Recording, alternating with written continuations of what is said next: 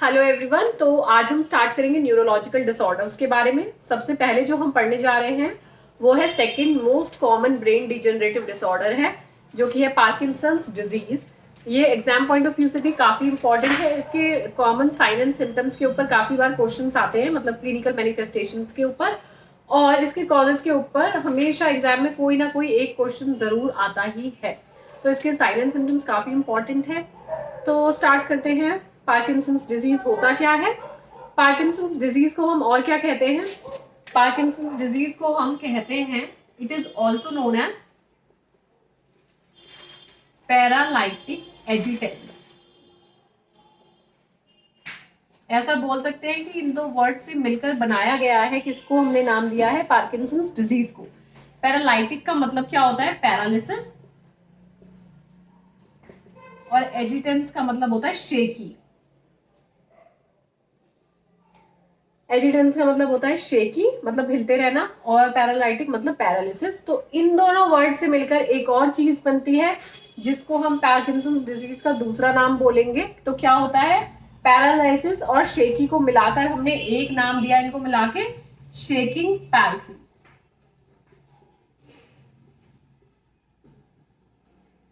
तो क्या है पार्किंसंस डिजीज को? हमने क्या क्या बोला? पार्किंसंस डिजीज को बोल सकते हैं पैरालाइटिक एजिटेंस भी बोल सकते हैं, और हम शेकिंग पैल्सी भी बोल सकते हैं। अब ये होता क्या है? पार्किंसंस डिजीज होता क्या है? इसमें होता क्या है, जो हमारे न्यूरोट्रांसमीटर्स होते हैं हमारे ब्रेन के अंदर, दो टाइप के न्यूरोट्रांसमीटर्स होते हैं। कौन कौन से होते हैं? एक होता है एसिटाइलकोलिन और दूसरा होता है डोपामिन। मैंने जब न्यूरॉन्स पढ़ाया था तब बताया था कि न्यूरॉन्स के सिनेप्टिकल वेसिकल्स में क्या होता है, ये न्यूरोट्रांसमीटर्स स्टोर होते हैं। बनते कहाँ पर है? मिड ब्रेन में बनते हैं। तो ये जो न्यूरोट्रांसमीटर्स है, इसमें स्पेसिफिकली किसका लेवल कम हो जाता है? डोपामिन न्यूरोट्रांसमीटर का लेवल जो है कम हो जाता है। तो मैंने क्या कहा कि हमारे ब्रेन में दो टाइप के न्यूरोट्रांसमीटर मिलते हैं, टू टाइप्स ऑफ न्यूरोट्रांसमीटर। कौन कौन से मैंने बोला? एक हमारा होता है डोपामिन और दूसरा होता है एसिटाइलकोलिन।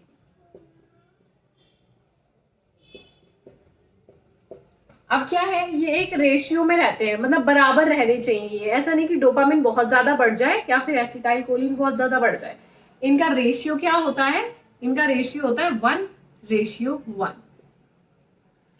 ठीक है। अब लेकिन जो पार्किंसंस डिजीज है, इसके अंदर होता क्या है? इसके अंदर ये जो हमारा डोपामिन है, इसका लेवल कम हो जाता है। अब इसका लेवल कम हो जाता है तो मतलब इसका लेवल बढ़ गया। बढ़ा मतलब वैसे नहीं बढ़ रहा है।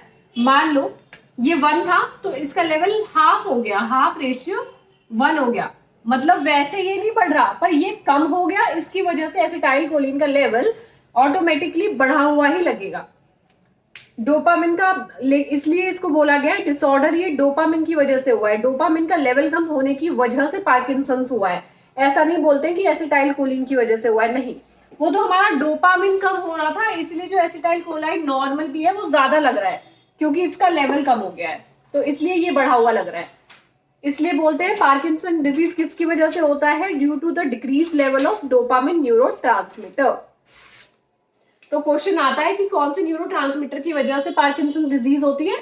Due to decrease in the level of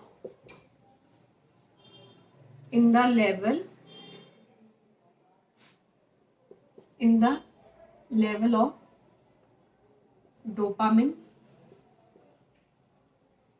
neurotransmitter. तो ये डीजनरेटिव डिसऑर्डर किसका है? Dopamine neurotransmitter. तो अब ये डोपामिन बनता कहाँ पे है? दो साइट होती है। एक तो होता है डोपामिनर्जिक साइट, जहां पर डोपामिन बन रहा है, और एक को हम बोलते हैं D2 रिसेप्टर साइट। ये जब मैंने आपको एनाटॉमी फिजियो पढ़ाई थी तब बताया था कि जो हमारा डोपामिन का प्रोडक्शन है वो हमारा मिड ब्रेन में होता है। मिड ब्रेन में भी किस पार्ट में होता है? मिड ब्रेन के सबस्टेंशिया नाइग्रा में होता है। तो क्या बोला मैंने कि एक है डोपामिनर्जिक साइट। डोपामिनर्जिक का मतलब है जहां पे डोपामिन का प्रोडक्शन हो रहा है। डोपामिनर्जिक साइट कहां पर है? मिड ब्रेन में होता है, और मोर स्पेसिफिकली मिड ब्रेन के एक पार्ट में, मिड ब्रेन का ही पार्ट है substantia Niagara. Substantia Niagara, substantia Niagara के अंदर प्रोडक्शन होता है डोपामिन का। दूसरा होता है डोपामिनर्जिक या फिर D2 रिसेप्टर साइट, मतलब कि जहां पर रिसीव हो रहा है, डोपामिनर्जिक जहां पर रिसीव हो रहा है उसको हमने बोला D2 साइट, रिसेप्टर साइट। तो D2 रिसेप्टर साइट कौन सी होती है? D2 रिसेप्टर साइट होती है हमारी बेसल गैंग्लिया।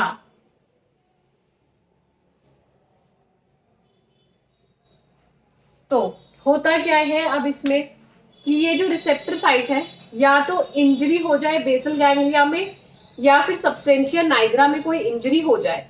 तो अगर सब्सटेंशिया नाइग्रा में इंजरी हो जाएगी तो क्या होगा? डोपामिन का प्रोडक्शन कम होगा, कम होगा तो रिसेप्टर साइट पे भी कम ही पहुंचेगा। या फिर बेसल गैंग्लिया में अगर इंजरी हो जाती है तो प्रोडक्शन तो ठीक ठाक होगा, वहां से सही बन के आ रहा है मिड ब्रेन से, पर बेसल गैंग्लिया क्या है, उसको रिसीव ही नहीं कर पाएगा क्योंकि उसके अंदर इंजरी है। इंजरी हो गई तो इसका मतलब क्या है? इंजरी हो गई है तो मतलब उसके जो फंक्शंस है वो सारे डिटोरिएट हो गए हैं। अब उसका फंक्शन है रिसीव करना डोपामिन को, तो वो रिसीव नहीं कर पाएगा, जिसकी वजह से ऑटोमेटिकली जो क्या है डोपामिन का लेवल कम होता चला जाएगा। तो हमारा डिसऑर्डर हो किस लिए रहा है? वो भी कम होने की वजह से ही हो रहा है डोपामिन। तो या तो हमारी सब्सटेंशिया नाइग्रा में इंजरी हो गई या फिर बेसल गैंग्लिया में इंजरी हो गई। और इसके कॉज क्या हो सकते हैं? इसका एक जनरल कॉज यही है कि एडवांसिंग एज, जैसे जैसे इंसान की एज बढ़ती जाती है वैसे ही डीजनरेटिव चेंजेस होते रहते हैं बॉडी के अंदर। तो बेसल गैंग्लिया के जो टिश्यूज है, सेल्स टिश्यूज सब क्या होंगे? डीजनरेट होने लग जाएंगे, जिसकी वजह से उसका जो फंक्शन है वो स्लो होने लग जाएगा। तो स्लो हुआ। मिड ब्रेन क्या है? मिड ब्रेन इतनी जल्दी अफेक्ट नहीं होता है, ठीक है, एडवांसिंग एज हो या कुछ भी हो उसमें इतना फर्क नहीं आएगा। लेकिन जो बेसल गैंग्लिया है वो एडवांसिंग एज के साथ साथ इसके सेल्स और टिश्यूज में डिटोरिएशन होने लगता है, ठीक है। डीजनरेटिव चेंजेस तो एडवांसिंग एज के साथ आते ही हैं। तो उन डीजनरेटिव चेंजेस की वजह से क्या हुआ? बेसल गैंग्लिया का काम क्या हो गया? स्लो हो गया। स्लो हो गया तो मतलब डोपामिन को धीरे धीरे ले पा रहा है वो। अब भाई एसिटाइलकोलाइन तो आए जा रहा है, डोपामिन वो कम ले रहा है, तो क्या होगा? डोपामिन कम पहुंचेगा और एसिटिलकोलिन का लेवल बढ़ जाएगा और डोपामिन का कम हो जाएगा। तो ये इसके मेन बेसिक कॉजेज हैं। तो कॉजेज में मैंने क्या बोला, क्या है कॉजेज?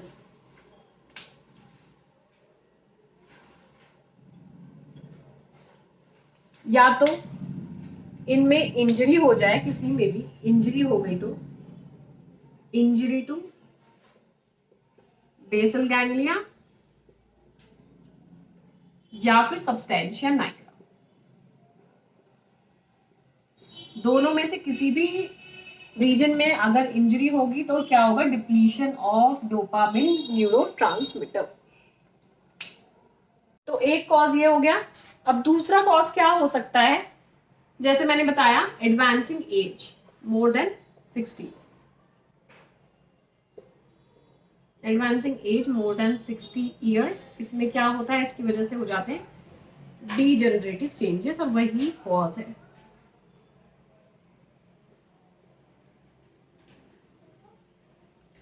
तो ये तो हो गया कॉजेस के बारे में। बेसिकली क्वेश्चन आता है कि कौन से रीजन की इंजरी से होता है पार्किंसंस डिजीज, तो बेसल गैंग्लिया या फिर substantia nigra, more specifically basal ganglia ही होगा। और ये पूछा जाता है कि कौन से न्यूरोट्रांसमीटर की वजह से होता है, तो डोपामिन न्यूरोट्रांसमीटर याद रखना है। डोपामिन के कम होने की वजह से ही पार्किंसंस डिजीज होता है। ये हो गई हमारी कॉजेस की बात। अब है कि साइन एंड सिम्टम्स क्या होते हैं। अब मैंने बोला कि एसिटाइलकोलिन का लेवल बढ़ रहा है, तो जो साइन एंड सिम्टम्स आएंगे वो एसिटाइलकोलिन के लेवल के बढ़ने की वजह से आएंगे। मतलब जो ये एसिटाइलकोलिन है ये हमारा क्या है? एक्साइटेटरी न्यूरॉन है, एक्साइटेटरी न्यूरोट्रांसमीटर है। एक्साइटेटरी है मतलब कि जो भी मूवमेंट्स है ना उनको एक्सेसिव लेवल में करेगा। मोटर न्यूरॉन्स के जो भी एक्सेसिव मूवमेंट है ना, जो मूवमेंट्स है, लाइक नॉर्मल मैं हाथ हिला रही हूँ अभी तो, लेकिन ये क्या करता है? एक्सेसिव एक्साइटेड मतलब क्या है कि बढ़ा रहा है चीजों को, एक्साइटेड में बढ़ा रहा है, ऐसे ऐसे ऐसे ऐसे ऐसे मूवमेंट्स होंगे। तो ये जो ऐसे ऐसे ऐसे होना होता है इसको क्या बोलते हैं? हम ट्रेमर्स बोलते हैं। तो ट्रेमर्स क्या है? मोस्ट कॉमन सिम्टम या फिर फर्स्ट क्लिनिकल मैनिफेस्टेशन है किसका? हमारे पार्किंसंस डिजीज का। तो एक बार स्टेप बाय स्टेप देखते हैं कि इसमें किस किस तरह के सिम्टम्स आते हैं, क्योंकि सिम्टम्स भी बहुत इंपॉर्टेंट है। ठीक है, फिर देखेंगे इसका ट्रीटमेंट। बात करते हैं किसकी, बात करते हैं क्लिनिकल मैनिफेस्टेशंस की। तो क्लिनिकल मैनिफेस्टेशंस में मैंने क्या बोला, सबसे पहला होगा ट्रेमर्स। ट्रेमर्स क्या है, पहला सिम्टम है या पहला क्लिनिकल मैनिफेस्टेशन बोलते सकते हो, या फिर मोस्ट कॉमन करके क्वेश्चन आए कि मोस्ट कॉमन क्लिनिकल मैनिफेस्टेशन है तो वो होगा ट्रेमर्स। अब ट्रेमर भी होते हैं दो टाइप के, एक होता है पिन रोलिंग ट्रेमर्स और है रेस्टिंग ट्रेमर्स। पिन रोलिंग मतलब कि जैसे मैं ऐसे ऐसे इसको घुमा रही हूँ, किसी चीज को पिन को घुमा रही हूँ, तो क्या होगा, पिन रोलिंग में होता क्या है, ये हाथ जो है ऐसे ऐसे ही घूमते रहेंगे। ठीक है, पिन रोलिंग मतलब जैसे मैं कुछ घुमा रही हूँ, पिन रोलिंग ऐसे ऐसे करके जैसे कुछ घुमा रही हूँ, ये हाथों का जो मूवमेंट है ये ऐसे ऐसे ऐसे ऐसे ऐसे ऐसे होता रहेगा। ठीक है, इसको हमने बोला रोलिंग, पिन रोलिंग मूवमेंट। तो ये होता है हमारा पिन रोलिंग ट्रेमर्स। और दूसरा होता है रेस्टिंग ट्रेमर्स। मतलब यही है, ट्रेमर्स तो यही वाले हैं, लेकिन बोलने का मतलब रेस्टिंग क्या है कि शांत बैठा हुआ है, पार्किंसन डिजीज का पेशेंट है, शांति बैठा हुआ है, कुछ काम नहीं कर रहा है, उसमें भी उसके हाथ जो है वो ऐसे ऐसे ऐसे ऐसे हिलते ही रहेंगे बैठे हुए भी। तो रेस्टिंग में भी ये ट्रेमर होता है, लेकिन आप अगर उसको कुछ होल्ड करने के लिए दोगे तो वो ट्रेमर रुक जाएगा।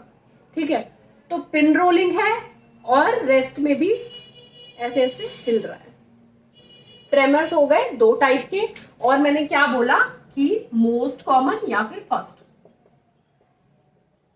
मोस्ट कॉमन या फिर बोल सकते हैं उसको फर्स्ट क्लिनिकल मैनिफेस्टेशन। अब ट्रेमर के बाद क्या है, रिजिडिटी। मोस्ट, इसके बाद सिम्टम एक आता है हमारा मोस्ट इंपॉर्टेंटली रिजिडिटी। पेशेंट कैसा दिखेगा, रिजिड मतलब क्या है, अब मेरी बॉडी जो है या सबकी नॉर्मल लोगों की जो बॉडी है काफी फ्लेक्सिबल है, ऐसे ऐसे करके मूव कर सकते हैं हम, देखो कितनी फ्लेक्सिबल है बॉडी। बट इन पेशेंट्स में क्या होगा, इनकी बॉडी एकदम रिजिड हो जाएगी, एकदम स्ट्रेट एंड टाइट बॉडी हो जाएगी। उनको हिलाओगे भी तो ऐसा लगेगा कि आप किसी मेटल या किसी वुड को हिलाने की कोशिश कर रहे हो, बिकॉज रिजिडिटी प्रेजेंट है उनके अंदर, बिल्कुल ऐसे हो गया है। ठीक है, ये सब हो क्यों रहा है, बेसिकली हो इसलिए रहा है क्योंकि बेसल गैंग्लिया में इंजरी है। अब बेसल गैंग्लिया आपको पता होना चाहिए इसके लिए कि उसकी एनाटॉमी फिजियो क्या है। मैंने पढ़ाया था बेसल गैंग्लिया के फंक्शंस होते हैं कि आई ब्लिंक करना, स्वॉलो करना, सलाइवा को स्वेलो करना हमारा फंक्शन होता है, फेशियल एक्सप्रेशन देना बेसल गैंग्लिया का फंक्शन होता है। तो इसलिए अब बेसल गैंग्लिया ही हमारा इंजरी हो गई, इसलिए ये रिजिडिटी वगैरह ये सब फंक्शंस आ रहे हैं। चलते हुए हाथों को हिलाना, ये जो अनकॉन्शियसली हम चलते हैं, वॉक करते हैं, ऐसे ऐसे हाथों को हिलाते हैं, तो ये भी एक फंक्शन होता है किसका, हमारे बेसल गैंग्लिया का। इसलिए बोला है कि रिजिडिटी आ गई है बॉडी के अंदर, एकदम नॉन फ्लेक्सिबल हो गई बॉडी, एकदम स्ट्रेट एंड टाइट। तो रिजिडिटी और ब्रिजिडिटी भी कौन सी टाइप की होती है, बहुत इंपॉर्टेंट है, इस नाम को याद रखना है कि रिजिडिटी कौन सी, कॉगवील रिजिडिटी।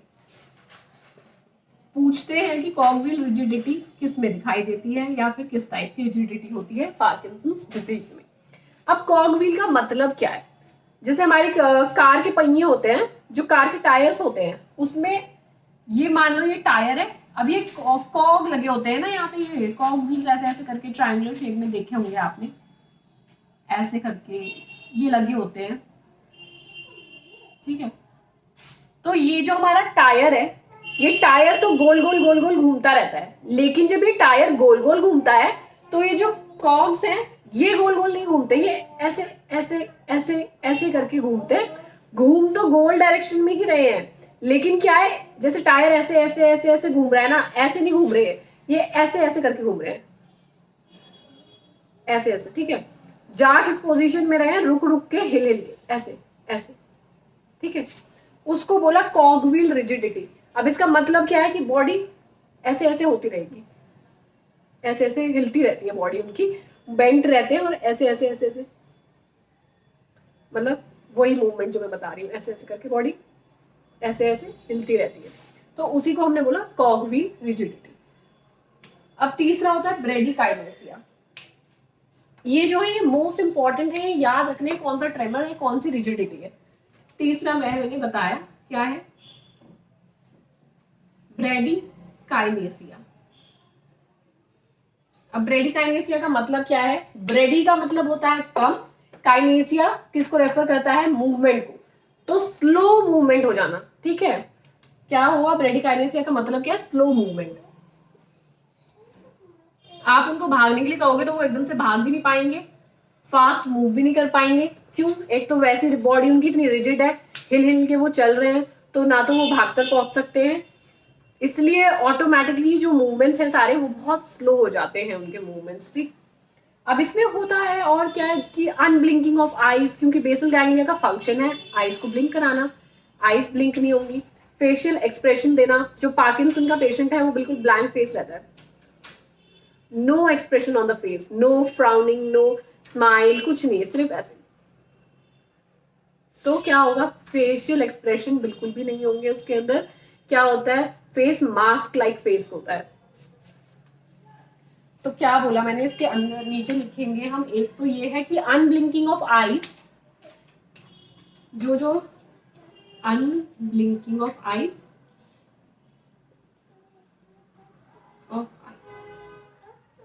अब ये मूवमेंट्स में एक चीज लिखनी है, कैसे मूवमेंट है? स्लो मूवमेंट्स हैं। कैसे? प्रोपल्सिव गेट,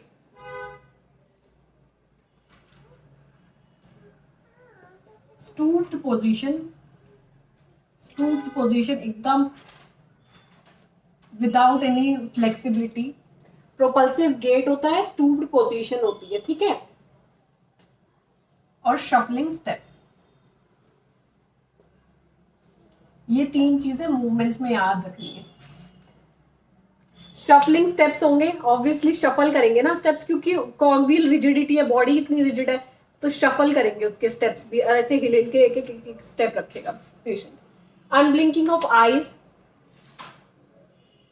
फेस कैसा होगा? Mask like, no facial expression, mask like face, no facial expression.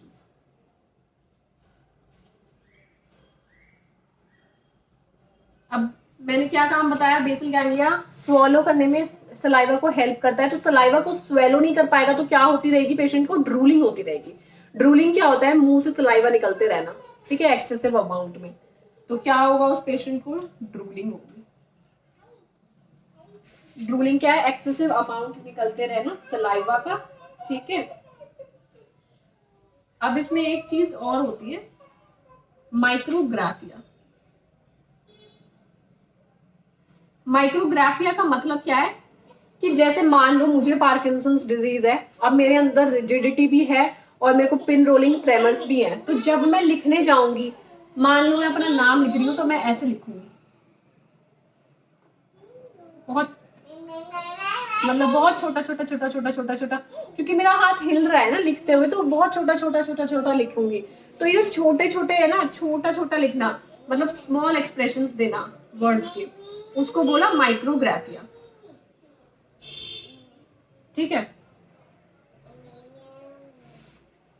तो माइक्रोग्राफिया हो जाता है क्योंकि रिजिडिटी है बॉडी के अंदर, इसलिए एकाइनेसिया किसी किसी में देखा जाता है। एकाइनेसिया हो सकता है मतलब बिल्कुल ही लॉस ऑफ मूवमेंट्स हो जाए, बिल्कुल ही मूव ना कर पाए पेशेंट, लॉस ऑफ मूवमेंट्स। एकाइनेसिया भी किसी किसी पेशेंट्स में देखा जाता है। तो एकाइनेसिया किसी किसी में हो सकता है। और क्या हो सकता है? चलते हुए, वही है कि चलते हुए क्या है? Loss of coordination and balance, तभी तो ये सब चीजें हो रही है ना। Loss of coordination and balance भी इसको लिख सकते हो आप, एंड बैलेंस। और किसी किसी मतलब पेशेंट में क्या देखने को मिलता है? डिप्रेशन। तो ये हैं सारे सिम्टम्स पार्किंसंस डिजीज के, सारे कवर कर लिए हैं मैंने।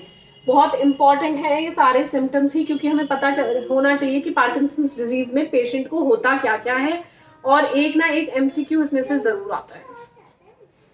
क्या बोला मैंने? ट्रेमर्स होंगे, pin rolling tremors. Pin rolling tremors ऐसे ऐसे रोल करता रहता है और हिलता रहता है, रेस्ट में भी हिलता ही रहता है वो।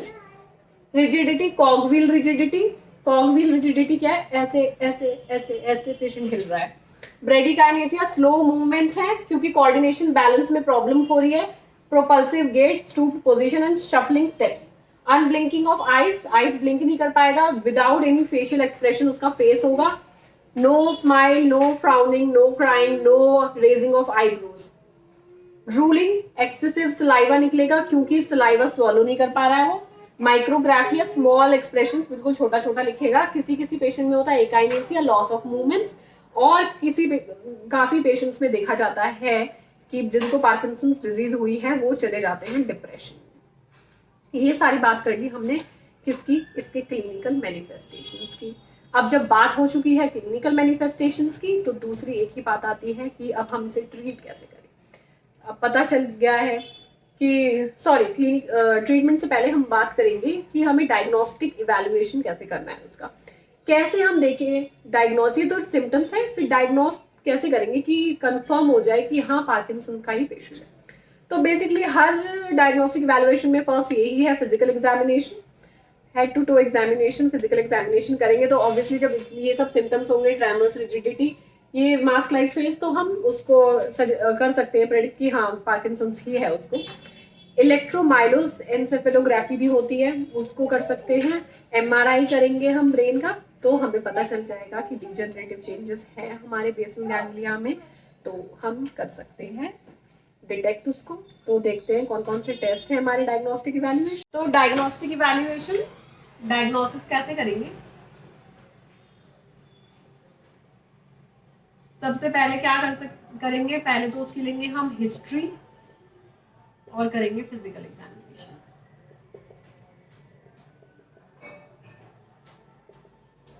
और क्या कर सकते हैं डोपामिन का टेस्ट कर सकते हैं, डोपामिन का लेवल चेक करने के लिए। ब्रेन का एमआरआई कर सकते हैं,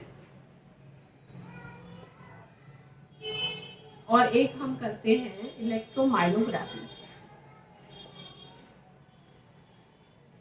जो कि होती है ग्राफिकल रिप्रेजेंटेशन ब्रेन के मसल टिश्यूज की, ब्रेन के टिश्यूज और सेल्स की।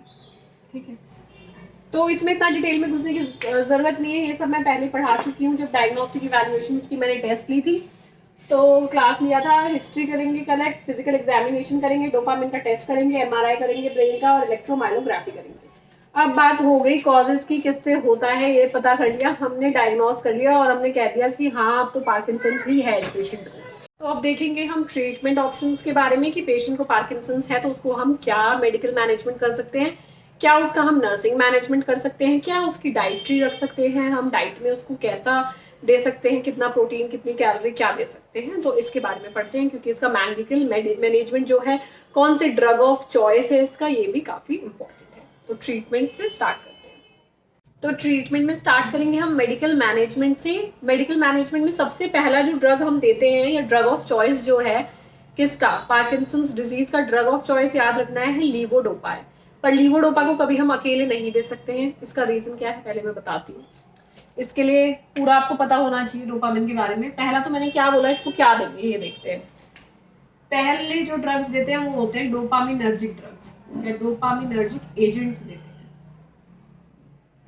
डोपामिनर्जिक एजेंट्स का एक ही काम है, क्या काम है भाई, हमें करना क्या है, हमारा पार्किंसंस डिजीज हो किसकी वजह से रहा है, डोपामिन लेवल कम हो गया है उसकी वजह से हो रहा है। अब सारा हमारा जो एम है वो किस पे फोकस होना चाहिए, दो चीजें हो सकती हैं, एक तो एसिटाइलकोलिन को भी कम कर दो भाई, फिर तो मैनेज हो गया, दोनों बैलेंस हो गए, या फिर हमारा डोपामिन जो कम हो रहा है उसको बढ़ा दो ताकि इक्विलिब्रियम हो जाए, मेंटेन रहे दोनों लेवल।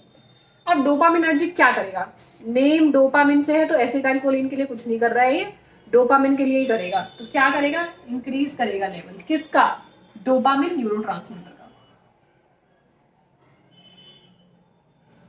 इंक्रीज डोपामिन न्यूरोट्रांसमीटर, और यही हमें चाहिए पार्किंसंस के सिम्टम्स को ट्रीट करने के लिए।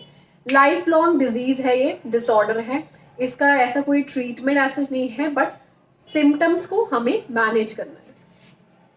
क्या बोला मैंने, डोपामिन न्यूरोट्रांसमीटर्स। अब ये डोपामिन आता कहाँ से है, क्या होता है, इसके लिए थोड़ा सा आपको पता होना चाहिए इसकी पैथोफिजियोलॉजी, तो मैं थोड़ा सा यहाँ पर बता देती हूँ।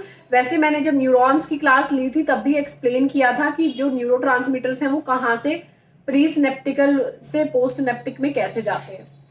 तो मान लो कि ये तो एक न्यूरॉन है हमारा और ये दूसरा न्यूरॉन है यहाँ पे हमारा, ठीक है।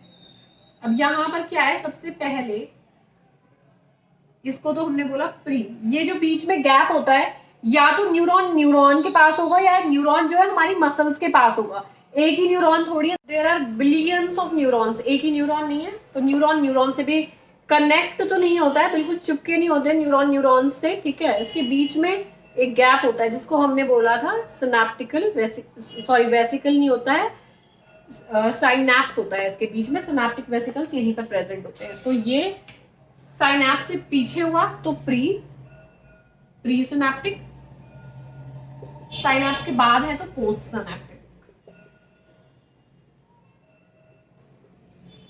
अब होता क्या है इसमें, इसके अंदर है एक प्रोटीन, अमाइनो एसिड होता है, जो अमाइनो एसिड टायरोसिन है, टायरोसिन अमाइनो एसिड होता है जो किस में कन्वर्ट हो जाता है, किसके थ्रू कन्वर्ट होता है, टायरोसिन हाइड्रोक्सिलेज करके एक एंजाइम है, उसके थ्रू इसका हाइड्रोक्सिलेशन होता है। टायरोक्सिन का हाइड्रोक्सिलेशन के थ्रू, या जो ये एंजाइम है इस पे एक्ट करेगा, इसमें एंजाइम एक्ट करेगा टायरोसिन हाइड्रोक्सिलेज, और इसको किस में कन्वर्ट कर देगा, लीवोडोपा में कन्वर्ट कर देगा, ठीक है।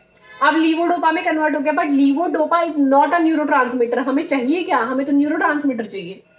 तो क्या होगा, यहां पर एक एंजाइम और आएगा, जो जिस एंजाइम का नाम होता है एरोमेटिक, इस पर एक एंजाइम और एक्ट करेगा जिसको हमने नाम दिया एरोमेटिक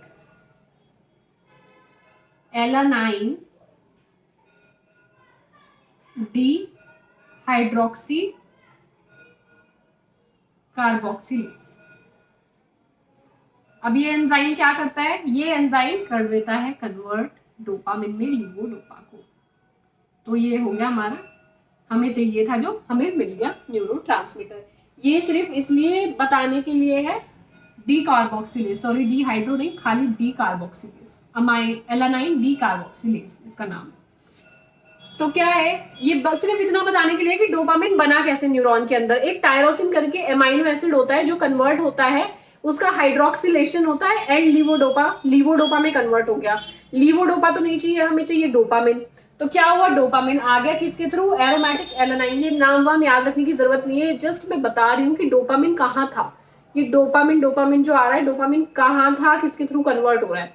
जब यहाँ प्री साइनेप्टिक में डोपामिन बन गया, अब क्या होगा, यहाँ से बाहर निकलेगा डोपामिन। मैंने तब भी बताया था भाई, न्यूरॉन्स की क्लास देख लो, नहीं देखी है तो उसमें और क्लियरली समझ आ जाएगा। मैंने बताया था कि कहाँ इनहिबिटर साइट होती है, कहाँ रिसेप्टर साइट होती है। ये डोपामिन जाके यहाँ पर इनहिबिटर साइट होगी, यहाँ पे रिसेप्टर साइट होगी। जितना भी चाहिए ये रिसीव कर लेगा यहाँ पे, और जो एक्स्ट्रा होगा, यहाँ से जो एक्स्ट्रा डोपामिन होगा वो कॉम्ट इनहिबिटर करके एक एंजाइम होता है, वो वापस भेज देता है इधर, किधर, न्यूरॉन के अंदर या ग्लियल सेल्स के अंदर वापस भेज देता है। किसको, एक्स्ट्रा डोपामिन को। क्यों भेज रहा है ये एक्स्ट्रा डोपामिन को, वापस इसलिए भेज रहा है ताकि जो है लेवल कम ना हो जाए, ठीक है। तो कॉम्ट करके होता है एक एंजाइम COMT। क्या होता है कॉम्ट, कैथिकोल ओ मिथाइल ट्रांसफरेज एंजाइम है। ये एंजाइम क्या करता है, ये वापस भेज देता है एक्स्ट्रा डोपामिन को, वापस भेज देता है न्यूरॉन्स या ग्लियल सेल्स के अंदर। अब ये किसी भी इसमें ये एंजाइम्स के नाम आ जाए तो आपको पता होना चाहिए ना कि डोपामिन यहाँ कौन बना रहा था, लीवोडोपा से डोपामिन में कन्वर्ट हो गया। अब जो एक्स्ट्रा बच रहे थे या जितने की जरूरत थी वो तो पोस्ट सिनेप्टिक में जो रिसेप्टर साइट थी उन्होंने ले लिया। अब जो एक्स्ट्रा थे वो वापस भेज दिए, कहती ये जो कॉम्ट एंजाइम है उसमें। अब ये हो गया काम खत्म। अब हम बोलते हैं, ठीक है, हमने बोला कि हमें डोपामिन चाहिए, तो हम डोपामिन सीधे क्यों नहीं लगा देते। डोपामिन इंजेक्शंस भी तो आते हैं इमरजेंसी ड्रग में, आपने देखे होंगे डोपामिन इंजेक्शंस। तो क्वेश्चन ये बनता है कि डोपामिन इंजेक्शन को सीधा ही दे दो, काम खत्म हो जाएगा, सीधे के सीधे लेवल बढ़ जाएगा डोपामिन का। बट हम नहीं दे सकते। क्यों नहीं दे सकते डोपामिन को? जो डोपामिन है वो ब्लड ब्रेन बैरियर को क्रॉस नहीं कर सकता है। जो इंजेक्शन डोपामिन है वो ब्लड ब्रेन बैरियर को क्रॉस नहीं कर सकता है, इसलिए हम डोपामिन को नहीं कंसिडर कर सकते। किसके लिए? सिर्फ ब्रेन के लिए डोपामिन को कंसिडर नहीं कर सकते। जब बीपी बढ़ाना हो तब दे देते हैं डोपामिन को बीपी बढ़ाने के लिए, लेकिन उसका हमारे ब्रेन से कोई रिलेशन नहीं हो पाएगा क्योंकि ब्लड ब्रेन बैरियर को क्रॉस नहीं कर पाएगा डोपामिन। अब ये ब्लड ब्रेन बैरियर क्या होता है ये सब पढ़ा चुकी हूँ मैं। एस्ट्रोसाइट्स जो होते हैं वो प्रोड्यूस करते हैं ब्लड ब्रेन बैरियर को, ठीक है। तो क्या हुआ, डोपामिन इसलिए नहीं दे सकते भाई, अगर क्वेश्चन आए दिमाग में कि डोपामिन दे दो सीधा बढ़ा दो, डोपामिन नहीं दे सकते। इसलिए हमने क्या बोला, ये डोपामिनर्जिक एजेंट में ड्रग ऑफ चॉइस जो है हमारा पार्किंसंस का है लीवोडोपा। लीवोडोपा ड्रग है हमारा ड्रग ऑफ चॉइस। अब कहने को तो ये बात है कि लीवोडोपा को दे दो, मान लो दे दिया लीवोडोपा, बट क्या है लीवोडोपा बेचारा अकेले काम नहीं कर सकता है। क्यों बेचारा अकेले काम नहीं कर सकता? इसकी दो मजबूरियां हैं। एक तो इसका पेरिफेरल बॉडी में जो है वो हो जाता है मेटाबॉलिज्म पेरिफेरीज में, और दूसरा इसका मेटाबॉलिज्म होता है जीआईटी में, गैस्ट्रोइंटेस्टाइनल ट्रैक्ट में हो जाता है। अब बेचारा बचा ही नहीं तो कहाँ जाएगा? वैसे तो लीवोडोपा ब्लड ब्रेन बैरियर को क्रॉस कर सकता है, आसानी से कर सकता है। लीवोडोपा को आजादी है पूरी कि हमारे ब्रेन में घुस जाए, लेकिन बेचारा घुसे कहाँ से? वो तो पूरा ही उसको ये जो डी कार्बोक्सिलेज एंजाइम प्रेजेंट है हमारे ब्लड के अंदर, और तो ये पेरिफेरीज में जाते ही वही मेटाबोलाइज कर लेता है। तो बेचारा जाएगा कहाँ से? जब पहले ही खत्म हो लेगा तो ब्रेन तक जा ही नहीं पाएगा। इसलिए हमने क्या करा, हमने करा कभी लीवोडोपा को हमने सिंगल नहीं देते कभी भी लीवोडोपा को। क्यों? क्योंकि वो ट्रीट ही नहीं कर पाएगा सिम्टम्स को। क्या बोला मैंने? लीवोडोपा का क्या हो जाता है? मेटाबॉलिज्म हो जाता है। मेटाबॉलिज्म कहाँ पर? इन जीआईटी, ठीक है। अब मेटाबॉलिज्म जीआईटी में भी हो रहा है और पेरिफेरल टिश्यूज में भी हो रहा है, इन पेरिफेरल टिश्यूज। लेकिन हमें तो पहुंचाना है ब्रेन तक। अब यही खत्म हो जाएगा तो ब्रेन तक क्या जाएगा भाई? ब्रेन तक तो कुछ जा ही नहीं पाएगा। क्यों हो रहा है? यहाँ पर पेरिफेरल टिश्यूज में ये प्रेजेंट होता है, डी कार्बोक्सिलेज एंजाइम प्रेजेंट होता है जो खा जाता है लीवोडोपा को, मेटाबोलाइज कर लेता है उसको। हमें करना क्या है? डी कार्बोक्सिलेज का कुछ करना है ताकि जो है ये हमारे लीवोडोपा को खत्म ना कर पाए। तो क्या करा, इसलिए लीवोडोपा के साथ हमने दे दिया एक और ड्रग जिसको हमने बोला कार्बिडोपा। कार्बिडोपा आया, कार्बिडोपा ने बोला लीवोडोपा की हेल्प करेगा। वो कैसे हेल्प करेगा? कौन दिक्कत कर रहा था? दिक्कत कर रहा था ये डी कार्बोक्सिलेज एंजाइम होता है, वो दिक्कत कर रहा था। तो इसने क्या करा, ये कर देता है इनहिबिशन किसका? डी कार्बोक्सिलेज एंजाइम का।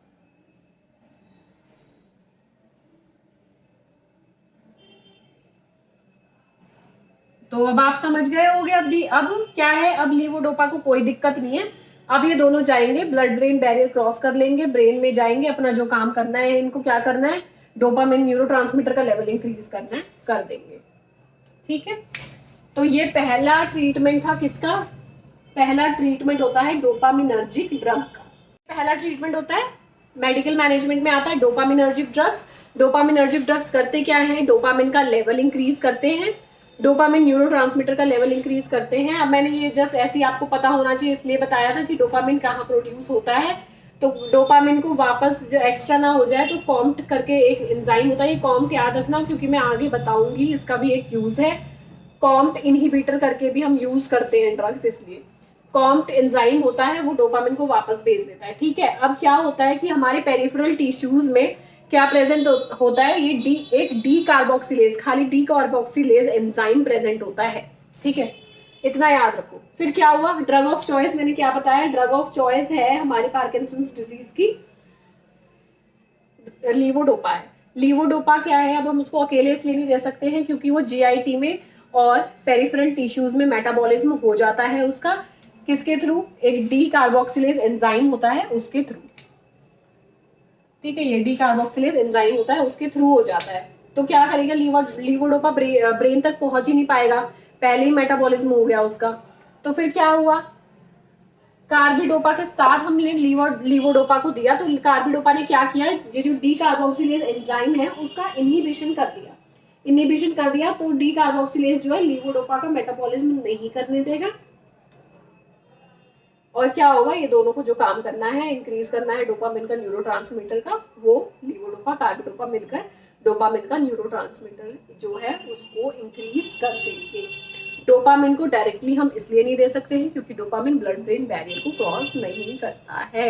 आई नो थोड़ा सा डिफिकल्ट हो गया है, बट थोड़ा सा बस ये याद करना है कि याद भी ये सब करने की जरूरत नहीं है, जस्ट आपकी जनरल आपकी नॉलेज के लिए मैंने बताया है कि हम लीवोडोपा के साथ कार्बिडोपा को क्यों देते हैं, क्यों हम लीवोडोपा को अकेले नहीं दे सकते, क्योंकि पेरिफेरल टिश्यूज और जीआईटी में उसका मेटाबॉलिज्म हो जाता है तो वहीं खत्म ना हो जाए लीवोडोपा, तो इसलिए कार्बिडोपा के साथ दिया जाता है।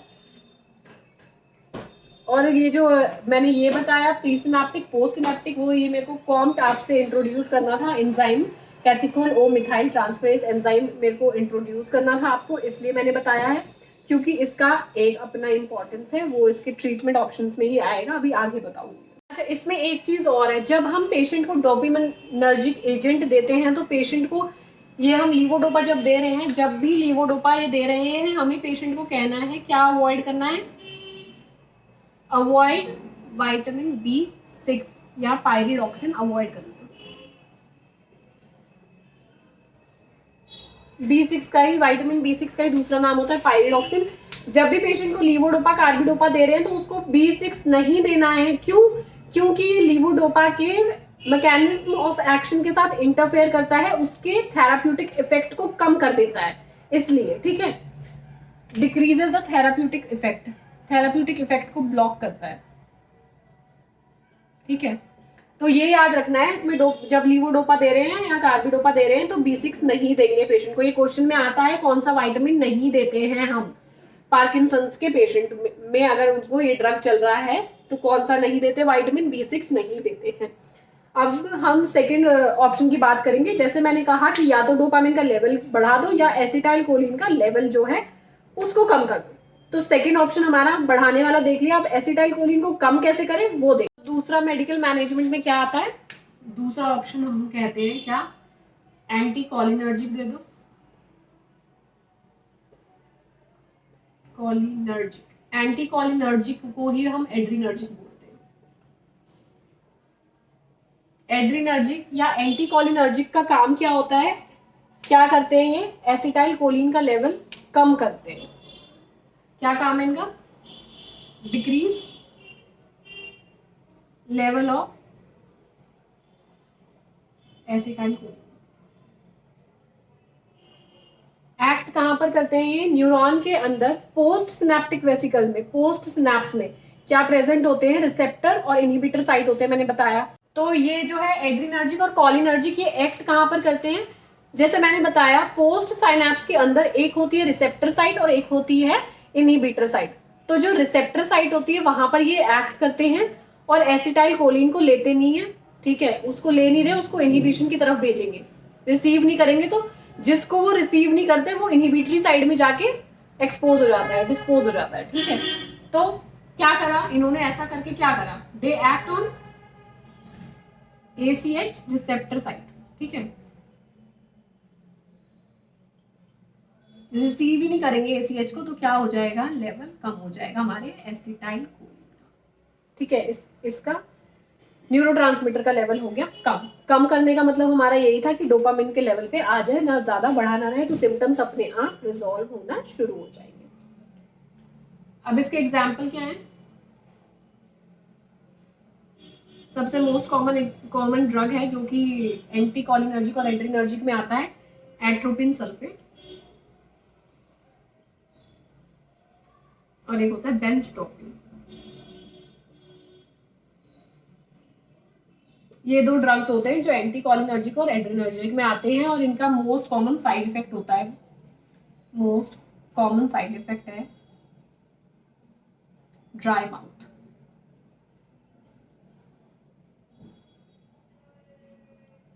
ये जो मैं स्पेसिफिकली बीच में बता देती हूँ ये भी याद रखना पड़ता है क्योंकि ये एग्जाम में आ जाता है। एंटी कॉलिनर्जिक या फिर क्या बोला मैंने, एड्रीनर्जिक क्या करेंगे, एसिटाइल कोलिन का लेवल कम कर देंगे रिसेप्टर साइड पे, क्या एक्ट करते हैं, ये एक्ट करते हैं तो ये रिसीव नहीं करेंगे एसिटाइलकोलिन को, इनहिबिटरी साइट में भेज देंगे। इनहिबिटरी साइट क्या करती है, उनका इनहिबिशन करती है, खत्म कर देती है उनको, तो लेवल कम हो जाएगा। 2 एग्जाम्पल मैंने बताए इस कैटेगरी के, एट्रोपिन सल्फेट और बेंजट्रोपिन। इन दोनों को जो पेशेंट लेता है उसमें कॉमनली एक साइड इफेक्ट होता है ड्राई माउथ। ये दूसरा ऑप्शन खत्म। अब तीसरा है, जैसे तीसरा मैंने बताया कॉम्ट इनहिबिटर, जो मैंने टर्म आपको एंट्री किया था, इंट्रोड्यूस इनहिबिटर्स। क्या बताया, कॉम्ट इनहिबिटर्स क्या होते हैं, कैप्थिकॉल ओ मिथाइल ट्रांसफरेज।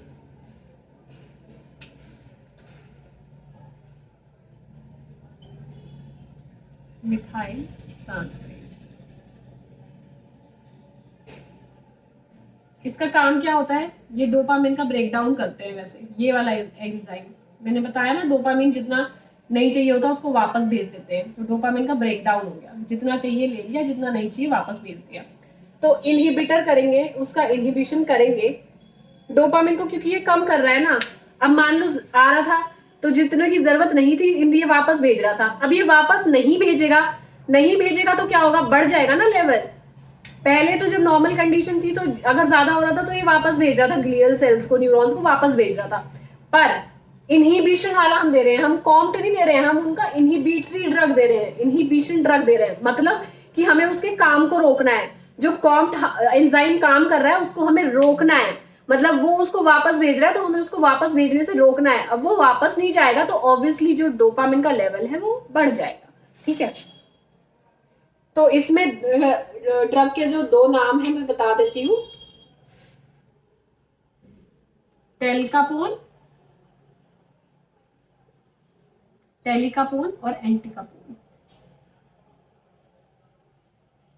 ठीक है, ये एग्जांपल्स हैं कॉम्ट इनहिबिटर्स के। टेलिकापोन भी देते हैं हम पार्किंसंस वाले पेशेंट को, और एंटिकापोन भी देते हैं। ये हमारी 3rd कैटेगरी हो गई कॉम्ट इनहिबिटर्स की। अब हम और क्या दे सकते हैं उसको, हम दे सकते हैं 4th कैटेगरी हमारी आएगी किसकी, एंटी डिप्रेसेंट्स की। मैंने जैसे बताया कि किसी किसी पार्किंसंस वाले पेशेंट को क्या हो जाता है, डिप्रेशन हो जाता है। तो ऑब्वियसली जब डिप्रेशन हो रहा है तो डिप्रेशन को भी ट्रीट करना है, सारे साइन एंड सिम्टम्स को ट्रीट करेंगे ना हम।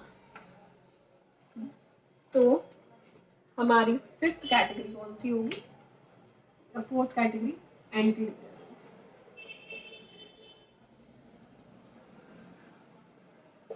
एंटी डिप्रेसेंट्स देंगे पेशेंट को हम।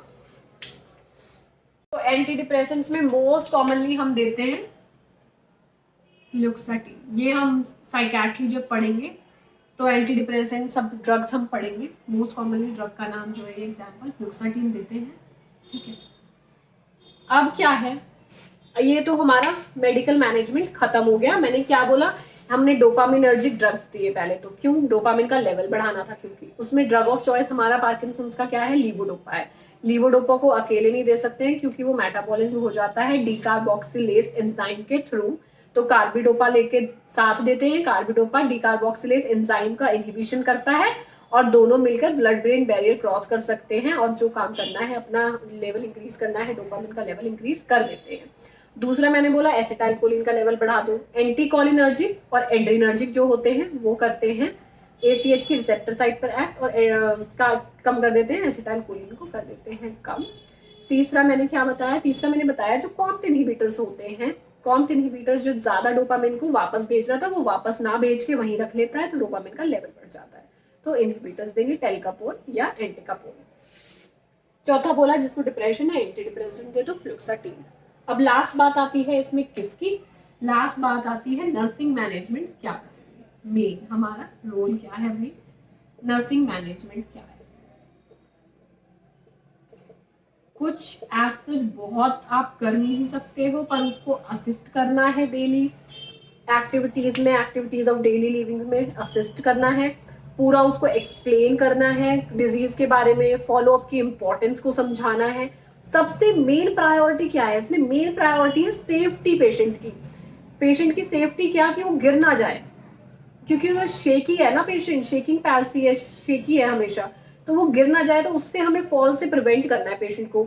ओरल केयर करनी है क्योंकि ये एक्सप्रेशंस वगैरह सब उसके बंद है, तो बक्कल पाउच में कुछ खाना वाना ना रह जाए, तो ओरल केयर उसकी हमेशा करनी है पेशेंट की, ओरल केयर, ठीक है। अब डाइट में क्या है, 3 चीजें, कैलोरी, प्रोटीन, फाइबर, तीनों ही चीज बढ़ा कर देनी है। Increase calorie, increase protein, increase fibre, ठीक है। तो नर्सिंग मैनेजमेंट में लिखना चाहो ऐसे ऐसा कुछ है नहीं, पर लिख लो, कोई नहीं। Explain about the disease and importance of follow.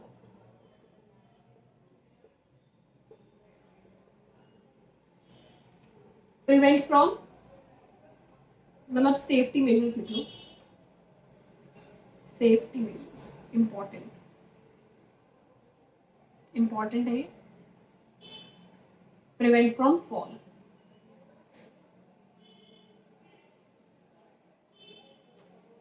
Oral care,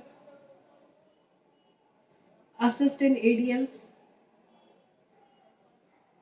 activity of daily living, ठीक है। अब डाइट का मैंने क्या बोला, specifically diet, increase calorie, increase protein, increase fibre.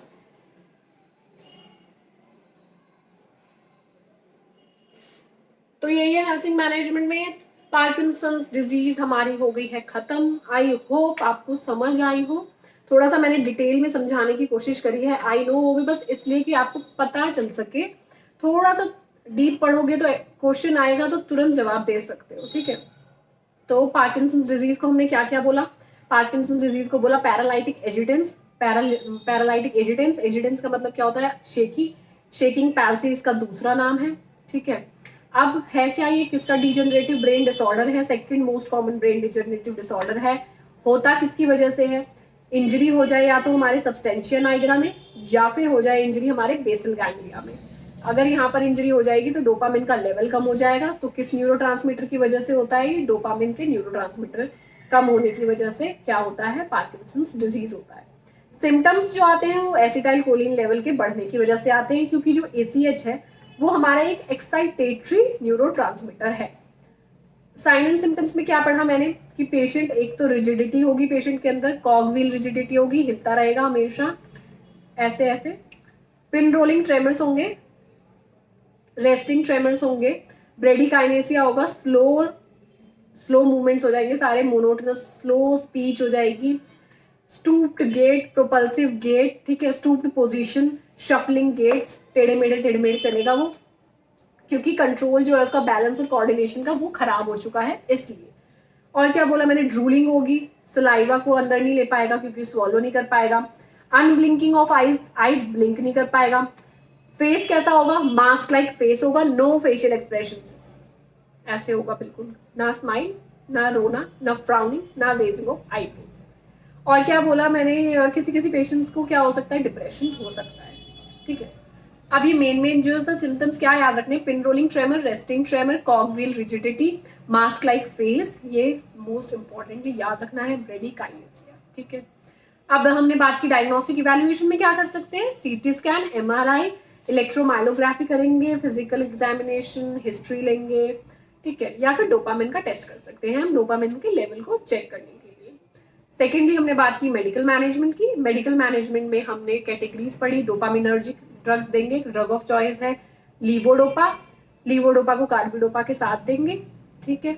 और सेकेंड हमने पढ़ा, हम देंगे एड्रिनर्जिक ड्रग या फिर एंटीकोलिनर्जिक ड्रग्स देंगे, जिसमें क्या करेंगे हम, ताकि वो एसिटाइल कोलिन के लेवल को कम कर सके। कौन से ड्रग आते हैं इसके अंदर, एट्रोपिन सल्फेट या फिर बेंजोट्रोपिन। इसका कॉमन साइड इफेक्ट क्या है मैंने बताया, ड्राई माउथ।